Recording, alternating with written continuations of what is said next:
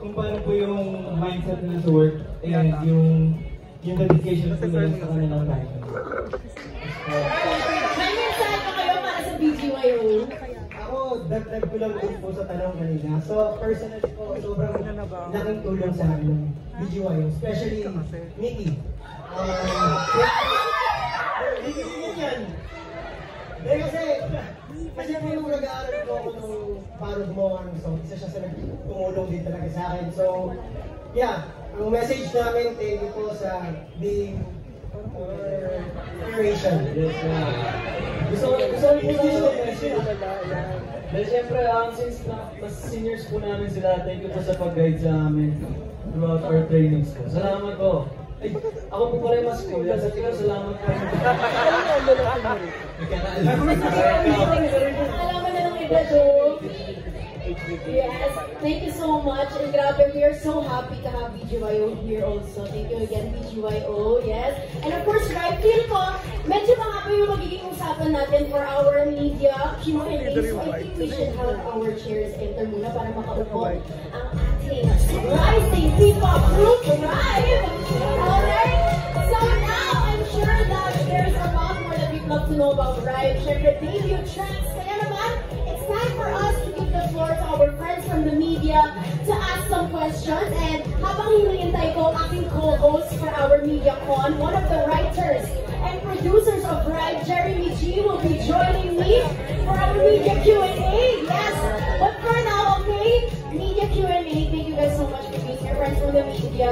Grabe for taking the time in every MediaCon, diba, to join us and to spread love about our rising P-pop groups and also our artists. Okay, so to start things off, syempre, to join me now is, I think, nandito na si Jeremy G in the house. And shout out din pala sa mga ex-PBB housemates. Yes, friends. Oh, Russo mo. Oh, diba pa? And also yung mga friends ni Joric nandito. Happy birthday, Joric. Oh, diba? And then si Ralph nandito rin. Nandiyan din si Kale. At si Miss, the one and only Miss Modya is here. Oh, diba? Thank you guys so much for supporting us. Yes, for supporting Roy. For ako ng Roy. Okay, so again, we would like to know more. For those of you, Team Bae, who are watching us right now, don't forget to leave your comments down below. And we would love to see your comments. And don't forget to use our hashtag Rive_the arrival. And tag us as well at Rive_PH. Tama, no? Rive_PH. Okay, o, diba? Updated ako. Alright, so ngayon naman, we would like to start things off with our media Q&A. Yes, we have our questions here with Jeremy G. Okay, Jeremy again, one of our writers and producers. So, Jeremy G. Hello po sa inyo. Hello online. Okay. Hello Ayana, what's up boys? Congratulations. Jeremy, before I leave you guys for this media Q&A, ano ang mensahe mo para sa Rive? Una sa lahat, sobrang thank you. Thank you sa tiwala ninyo. Hindi lang sa akin, pati kay Alas who also co-wrote Ulala as well. And ako din, I'm proud to say that I've co-written songs with Ishi and Lucio as well, and Asi did. And I'm so proud to see your guys' journey in preparing for these songs, for these songs para sa mga fans niyo to hear. And I know there's so much more to come para sa inyo. Congratulations again. Oh, diba? I love it. Okay, Jeremy, since ikaw yung writer and producer, ikaw na yung ng Q&A. Sakit naman, Ayana. Ayos mo na, bakit ka pa? Okay, so once again, we are now going to open the floor to our friends from the media for their questions. Okay, Jeremy, Yes. go ahead. Our first question comes from Vince Bernardo from Philippine Concerts. Ang tanong niya ay para kay Asi. Asi, can you introduce yourselves and share your roles in Rive? Okay. Ako po si Asi Gandula. I've joined on The Voice since way back 2017 po. Tapos si Dre, si Ishiro, si Russo, Matthew. Kami po yung magkakapatid ngayon. So, wait lang. Okay. Then, Ang roles ninyo? So, I'm starting with myself po. Ako po yung naasahan po or na-honored po nila na maging leader. So, and as we can see po, we have our own strength po. As we can see po, si Dre po, siya po yung nakikitaan natin main dancer. Si Ishiro po, siya po yung nakikitaan natin na lead vocalist. si Russo po, nakikitaan po natin siya ng main rapper. And syempre, si Matthew po, nakikitaan po natin siya ng lead vocalist and visuals as well. Wow! Pero po, sa ano po, ang mindset po sana namin is kada roles po is gusto po naming aralin. Para po sa mga future po, we could be well-rounded po. Like, Ishiro could be the main dancer, Russo could be the main vocalist as well po. Like, aralin po namin sa At nakakatuwa din yan kasi napanood ko yung interview niyo sa Soyu kahapon. At tinanong din nila kung ano yung mga roles niyo. At gusto ko talaga yung sinabi niya na gusto niyo talaga maging all-rounders. Every member, they want to do everything. Kaya, that's nice. Ito naman, from Serbians once again, itong tanong para kay Dre naman. Isa pa para kay Dre!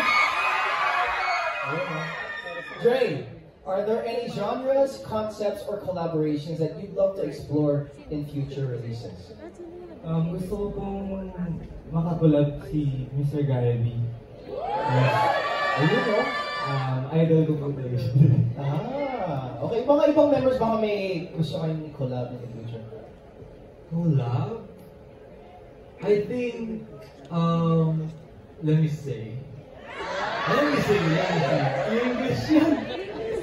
For me po, gusto ko rin pong makakulab din namin si Sir Sakto Budlo po. Kasi he's a very good songwriter and artist sa book. So, gusto ko pong matry din yung style ng music for us. Ayan, Asi. Ako po, bukod po sa mga artist po na nandito, siguro po, parehas po kami ni Ishi actually. Kasi I've been listening to Zach's songs po lately. So, ikaw ba bro? Sa akin, pwede ba Jeremy G? Nantay ko nga yung brother.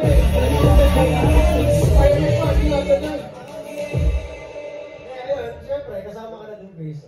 Siguro, si Sir Black. Black Knight. Matthew, ikaw brother. Pares. Hindi kasi sa ngayon kasi yung process ko ngayon, inaaral ko talaga mag-rap, magsulat din ng kanta. So, gusto ko na matututo ako kay Russo kung paano siya magsulat. Pero syempre, pagdating naman sa dance skills, gusto ko pang matuto sa mga kagaya ni Kuya Nick. Kuya Nick! Kuya Nick! Kasi ano po, talagang kasi before po ako sumali ng Dreammaker, as in, na-idolize ko na po yung dance skills niya. Parang pag napapanood ko po sa TikTok, gano'n, grabe sumayaw sila. Pero sa yun po, sobrang inspired ko lang po na matuto pa sa maging mahusay na performer po. Ayun, salamat sa answer mo, Matthew. Thank you so much, Kuya Nate, for that sample kanina. Itong next mga questions ito are from Jacqueline Megan Ortega from Soundcheck Manila. At nandito daw siya ngayon. Hello po. Good afternoon po. Good afternoon po. Good afternoon po. Hi guys! Hindi ko mahanap yung nasubmit kong question. But I'd just like to ask, kasi I heard 2 years, so when did you guys come together? How did you guys come together? Was there any addition of some sort? And parang may may saying kayo sa Instagram niyo. Could you explain more about that? Parang may quote kayo, something about yesterday today. Thank you. So our group right po is we're all former contestants of a survival show program here in ABS-CBN po called Dreammaker. And hindi po kami nanalo doon, but the management gave us another chance and created a group with us. Kasi I think sino naman po, siguro nakita niyo naman po yung potential and yung hunger po namin para maging part din ng P-pop scene and as artists.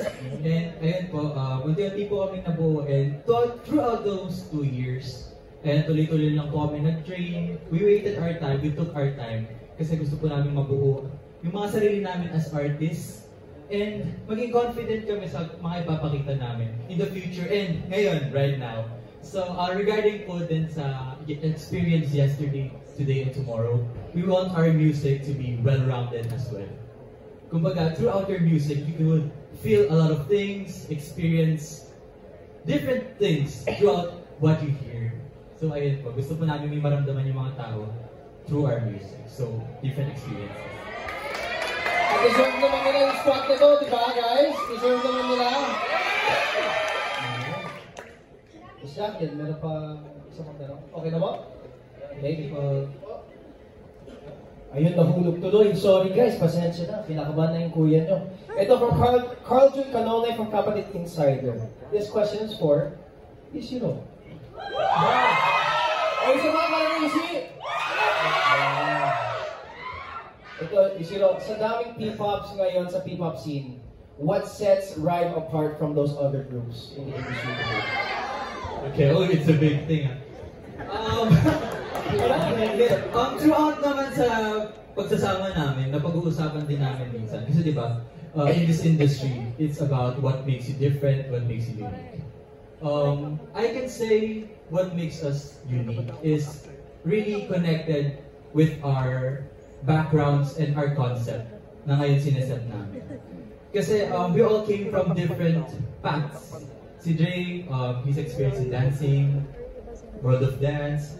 Si Asi, the voice singing. Si Rusu, before he was a boxer in sports. And Matthew, he was in acting. And ako po, normal na ako tao na doing so. So normal. You're just a chill guy. More on, focus lang sa aral. And, di ba, parang when I set our backgrounds, we are so different. So, di ba, parang isipin mo, paano ito mag-work as a group? But, also connected with our concept, we came from different paths. But, eventually, nagkita-kita kami sa isang daan. And now, we travel together to finally arrive where we want to be. Dito po sa Pilipinas. Kaya ayun po, we have finally arrived. Nagsama-sama kami. Our differences is also our strength. Yes. So, just to summarize, it's our story, our storyline, our concept, and us as individuals who came together as a group. And I thank you. Grabe, ganda ng sagot yung Ishiro. Ito naman, para kay Matthew naman.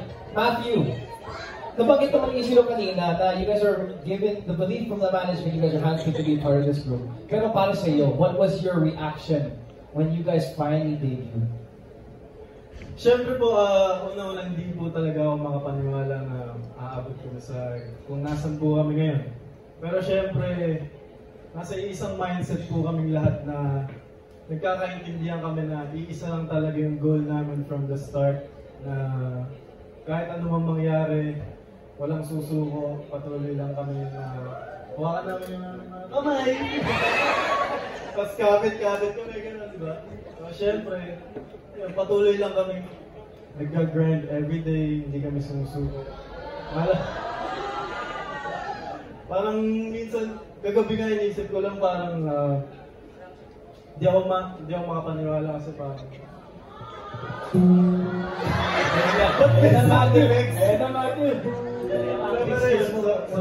sobrang saya ko na nandito na kami. Ito yung pinagpaguran namin, ito yung mga sacrifice namin sa buong buhay namin, yung buong oras namin binigay namin para sa moment na to. Yes! Parang iyak si Matthew.